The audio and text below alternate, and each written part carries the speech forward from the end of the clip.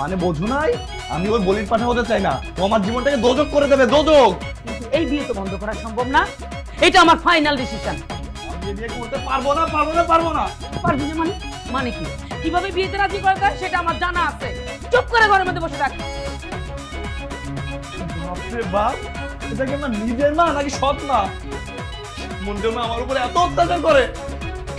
আপনারা কি ভিখারি নাকি যে হাফ পেতে টাকা চাচ্ছেন? এটা ভিখারি হওয়ার কি আছে, এটাই নিয়ম।